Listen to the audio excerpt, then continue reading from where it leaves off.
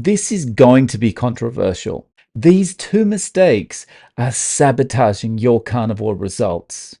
And this is especially important if you're just getting started, the first few months on carnivore, or after a slip up. So there are two mistakes.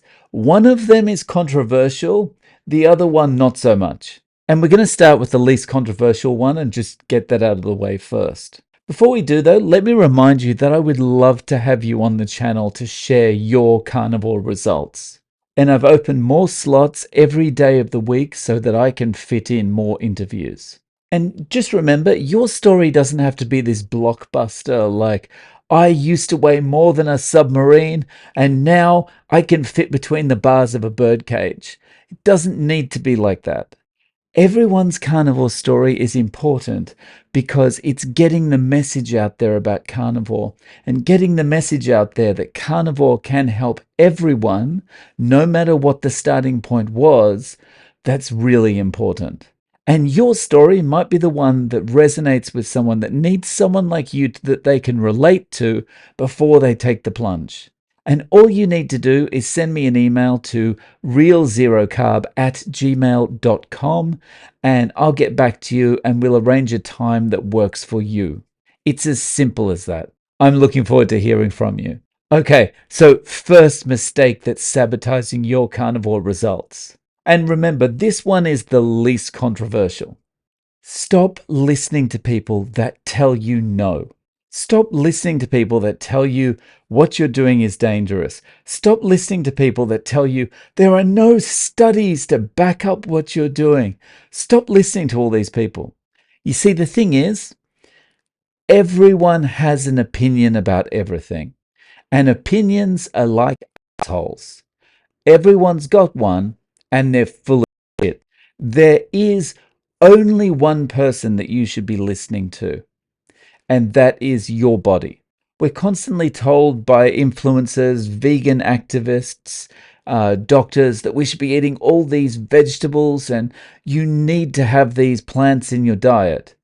But the reality is, for a lot of people, these kind of plants have detrimental effects on your body, whether it's with plant toxins, whether it's oxalates, whatever it is, they have negative effects on your body. So if you are eating plants, well, actually, let me give you an example. I could sit here and happily eat a bag of cashew nuts, a bag of almonds, and I would be super happy sitting eating that, just watching a movie, right? But it is going to wreak havoc with my body. I'm going to be happy at the time, I'm going to be super happy for that kind of crunchy feeling and that kind of thing. And eating unsalted nuts and legumes is something that all these influencers, the vegan activists would tell you, yes, that's what you need to do. But you know what would happen if I did that? And I know this because I've tested it.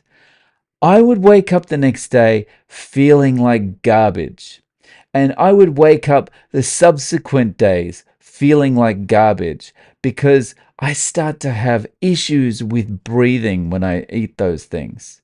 And this is what I mean. You need to be listening to your body. When there's all these doctors and influencers out there telling you that you should be eating these plants that are sprayed with glyphosate, that are just stored in unnatural conditions, are shipped halfway across the world to you, that these are the things that you should be eating, maybe, but you need to be listening to your own body. And if your body feels really good eating steak and eating eggs and eating fish, then that's what you should be doing.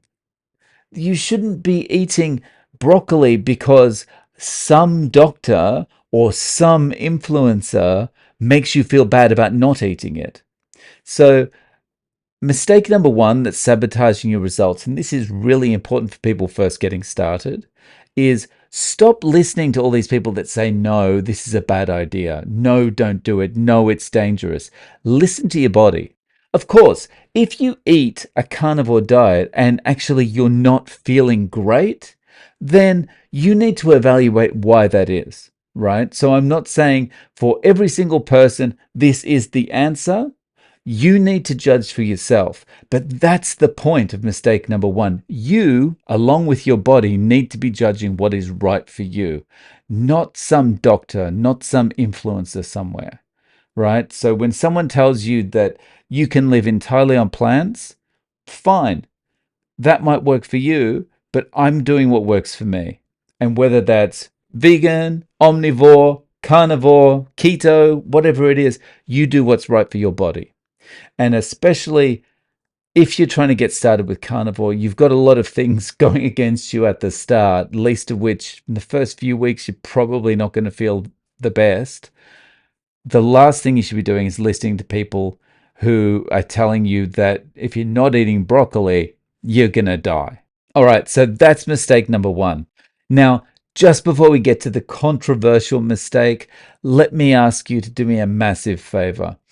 I'm aiming to get the channel to 100K subscribers by the end of the year, specifically January 1, 2025. I'm going to be that's my goal date.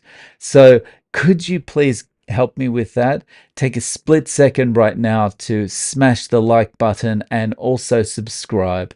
Now, if you're already subscribed, if you could just take that split second to make sure you are, because, YouTube and its jiggery pokery that it seems to be doing lately. But I would really appreciate that. Thank you so much. Now, on to the controversial point. And a disclaimer here, this is only my opinion based on my experience. And also, please watch everything I'm about to say and get the whole context before you comment. I think you're making a mistake if you're not weighing yourself every morning. Now, I can see you potentially starting to type already, so please hear me out. What gets measured gets managed. Now, I know when you start a carnivore diet, what's going to happen is your weight will go down probably pretty rapidly at the beginning, but then it might start to inch up again and it might go down, it might inch up again, and that kind of thing. And because the scale is going up, that's not necessarily a bad thing. It's important to know that. It's not necessarily a bad thing.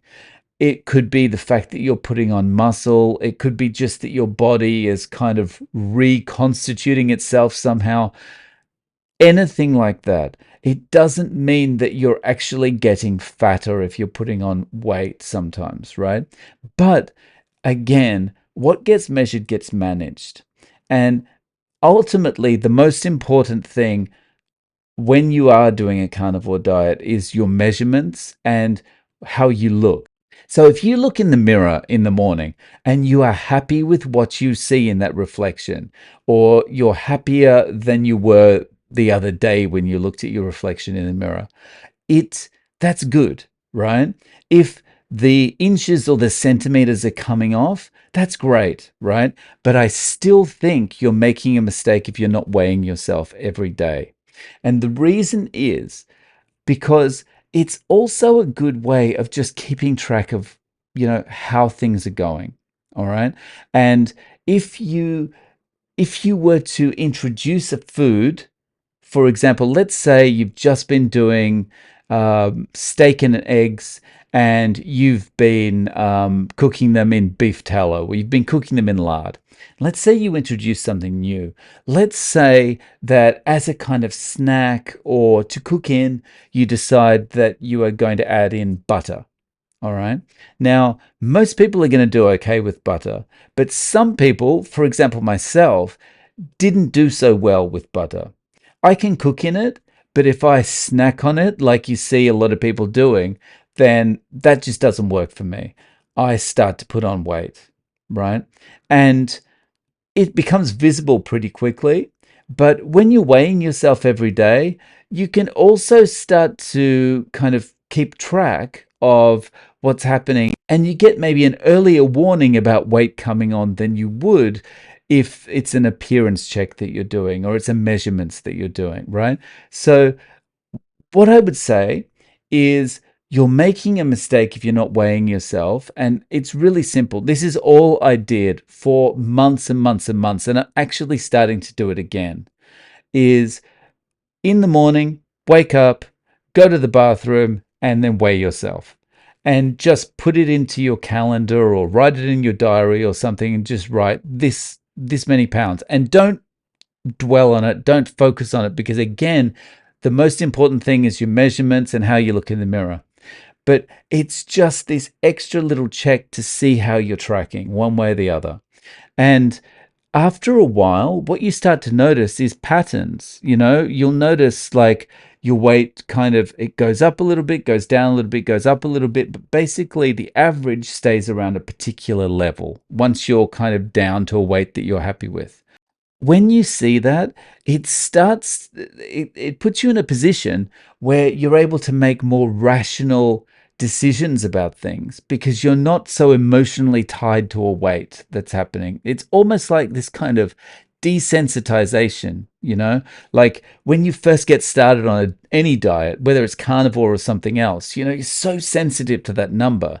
But if you're seeing that number every day and you see the slight fluctuations one way or the other every day, you start to feel not so bothered by this, right? Again, you start to have a more rational look on this thing rather than, oh my God, the world's caving in. I put on a pound since yesterday. To clarify, I'm not saying that weighing yourself needs to replace anything else like taking measurements or visual check in the mirror of how you're tracking. But I think it's an important thing to do. It's just that extra little check to track your progress. And if things are about to go off the rails because you've introduced something new, like say butter or milk or cheese or something like that, you can very quickly see what's happening and you can go, okay, well, I tried cheese. It's not working for me. It's out. And then over the next few days, you can say, oh, okay, I took the cheese out. My weight's stabilizing again. And then rather than being panicked about, oh my goodness, I've gone up a pound, again, you're taking a more rational approach and you can say, okay, well, I tried something, my weight started to go up, I'm going to take it out and see what happens. And then it goes down. Okay, I'm happy. I know what I shouldn't be doing. I know what foods I shouldn't be eating from now on. Anyway, I'd love to know your comments. Please let me know below. And if you want to see why doctors have failed us, check out this video next.